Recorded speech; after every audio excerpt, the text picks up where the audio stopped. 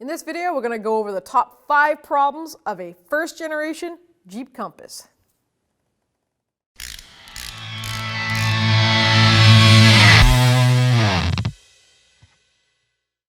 So number 1, a no start condition. Sometimes it cranks and doesn't start, or sometimes you just turn the key and there's nothing. The dash lights up, but no cranking.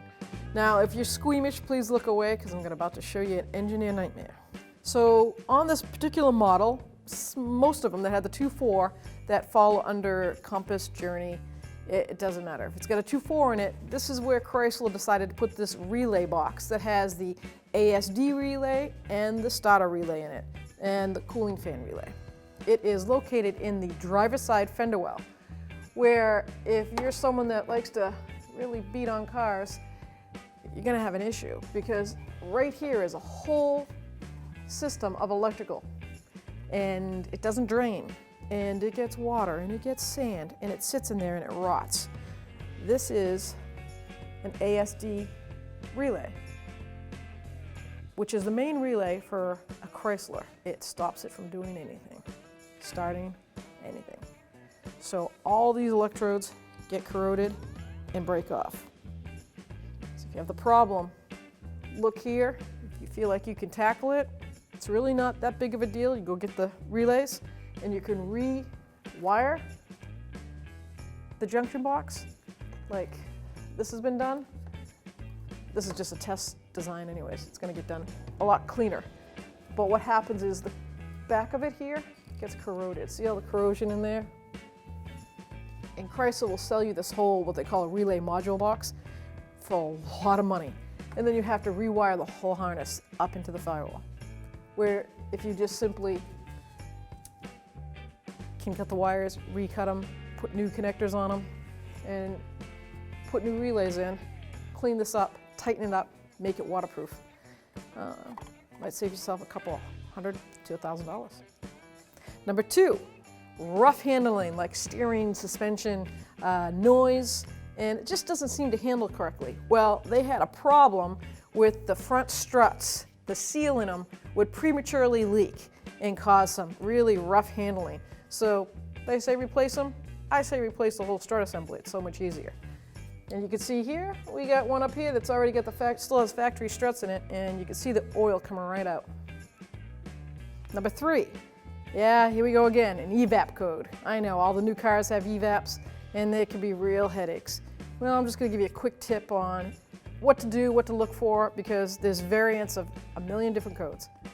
So on this particular model, it's P0441, which is a purge valve, which is going to be up in the engine compartment. But I'm going to start from underneath, and we're going to go forward to check our EVAP system over. So we can do a quick check before we pay someone to do the check. Because if you find a broken hose or a wire, that's the problem. So on this Jeep, the charcoal canister is located way back here. And look how close it is to a tire that's going to spit up mud and rain, snow, it all depends on where you live. But it's right here, and here's the connectors, and here's the hose for the vent, the purge valve that gets the air going through it. I don't know, it's just could have been a better location as far as I'm concerned. But we're going to do a quick check. We don't see any broken wires. The connectors are all there. The canister itself is not cracked. A lot of mud on everything, which can cause a lot of problems, but do a quick visual and then we'll move right up to the front of the engine. So the lines from the gas tank, the top of the gas tank, actually the fuel lines and brake lines, they all kind of run together here and they run up underneath the car. So if you can see this car, you can see that they took the word Jeep literally. They look like they went a little four-wheeling. And they did a lot of scraping and mud. So I would particularly look for any damaged lines that go to the gas tank and to the vapor system, EVAP system. Everything down here looks good. It's not pinched, surprisingly. So now we're going to go up to the engine. So here under the engine compartment, we have the air box right here, and on top of it is the control module. Please don't disconnect these. Just remove your air box. See if you can tilt it aside if you want to get into this. And you can see right back here, and there is that rest of your EVAP system. You got a nice little valve canister right there, like a solenoid canister. You want to check that for cracks, cracked hoses, bad connections. And then if you look it up, you can find testing to see if that valve is any good and go from there. Number 4, water leaks up here on the roof line, especially if you have a sunroof. Let's get a closer look. Let me just get right up there. We'll see what we can do. Alley-oop. So now that we're up here, we can see a closer look. They say to check your seals around the sunroof and these guides. They have these plastic guides with rubber seals that run here. Apparently, they lift up, water gets down into the bolt holes, how they're mounted, and that leaves for a messy headliner. So the fix is actually basically a body shop or a mechanical shop that is into this. If you could take these rails off, you can replace the seals underneath, check them out, make sure the metal's not rotted, because that'll happen, it'll just rot, separate, then you'll have bigger problems. But, you know, tackle it yourself, take it up, maybe use some RTV sealer or water sealer, and then the same with the sunroof. What you're gonna do is open it, and you're gonna check the seal and make sure there's no tears in it at all, because sometimes the mechanism, when it works mechanically, it can tear the seal. We don't like that. Number 5 is brake lights.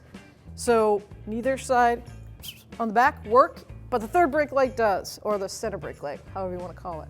So they have a problem with the TIPM. It's a TIPM module, but it is located inside the car. They have a lot of tests for checking voltage at the brake switch and all that. So if you're into it, you can do some deep diagnostic and check it out. But if you do end up going to the dealer or a tech that can do this kind of work and they say you need your TIPM module, they're probably right. So that's our top 5 we came up with on this Jeep Compass first generation. If you have anything to add, leave a comment below. Don't forget to subscribe, ring that bell, and turn on all the notifications so you can't miss a video.